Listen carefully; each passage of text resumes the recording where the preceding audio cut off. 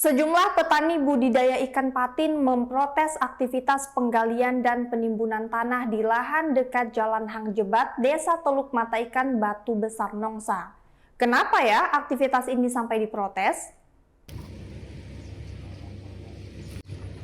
Sejumlah petani budidaya ikan patin mendatangi langsung lokasi proyek pematangan lahan yang dilakukan di atas area kolam ikan milik mereka. Para petani ini hendak menyampaikan protes kepada pihak manajemen, namun yang mereka temukan hanya para pekerja di lapangan. Kehadiran mereka sempat menghentikan aktivitas alat berat.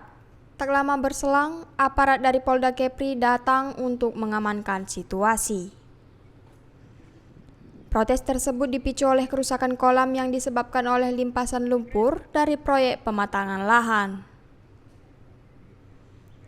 Sedikitnya ada 7 kolam yang terdampak.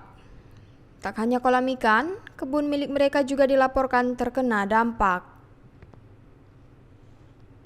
Salah satu petani, Kris Yuantoro, menyebut para petani telah berupaya berkomunikasi dengan pihak perusahaan untuk meminta ganti rugi, namun belum pernah mendapat respon dari manajemen. Ia juga mengungkapkan bahwa kerugian akibat aktivitas pematangan lahan itu mencapai 500 juta rupiah.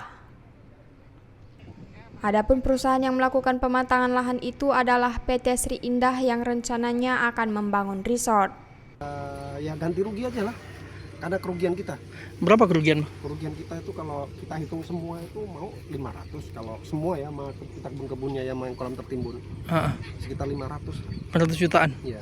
Sebenarnya kita pun tidak mau ganti full, tidak mau, hanya pengen duduk aja sama orang kantor gitu loh. Sama orang PT itu. Biar sampai sekarang belum ada. Belum ada, Bang ya? Belum ada. Oke, ini sudah berapa lama beroperasi kolam-kolam ini? Kolam ini udah 5 tahun beroperasi. Udah 5 tahun ya? Udah 5 tahun. Oh, udah mau 5 tahun. Kalau kebun-kebun yang di atas ini punya masyarakat juga, Bang? Iya, punya masyarakat. Oh, ini udah lama kalau kebun? Ini pertahanan pangan kalau yang atas. Petani lainnya, Romi Lubis, menegaskan para petani meminta ganti rugi yang layak atas kerugian yang dialami baik dari kolam ikan maupun hasil kebun yang gagal panen. Limbahnya masuk ke kolam kita. Gagal panen, gagal panen lah total. Jadi kita minta toleransi oleh pengusaha-pengusaha sini. Abang tahu siapa pengusaha di sini, Bang? Pengusahanya sini kita nggak tahu, Bang. Ini tidak ada yang perusahaan apa yang perusahaan, nama perusahaannya kita tidak tahu. Dan tahunya ini lokasi ini orang ini. Udah lama beroperasi nih, Bang? Orang ini udah lama operasi, Bang. Kira-kira berapa lama? Udah 6 bulan 7 bulan lah orang ini beroperasi. Jadi apa aja, Bang, kerugiannya, Bang? Kerugian kita yang sudah tertimbun kolam 7. Dan tanaman kita macam kacang, pisang, semuanya gagal panen. Itu kenapa, Bang? Tertimbun banjir ya? Limbah mereka ini. Karena sebelum orang ini bekerja, belum ada antisipasinya untuk penahannya supaya limbah itu masuk ke lokasi kita. Sementara itu, Ketua Ranting Himpunan Nelayan Seluruh Indonesia atau HNSI Kecamatan Nongsa, Heri Santoni, menegaskan usaha budidaya ikan milik petani tersebut berstatus legal. Mereka memiliki sertifikat kesehatan ikan dan produk perikanan dari Badan Karantina Indonesia, Kementerian Kelautan dan Perikanan. Kami akan survei lokasi. Pada tanggal 15 kemarin kami sudah survei lokasi terkait dampak-dampak yang terkena dengan budidaya.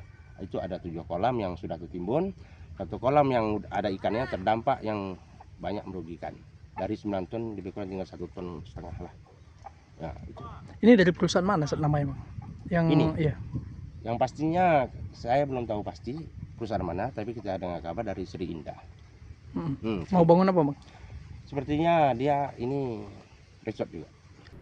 Aksi protes ini berlangsung hingga sore. Baik petani maupun HNSI bertahan di lokasi. Hingga menjelang malam, tidak ada satupun perwakilan manajemen yang muncul menemui para petani.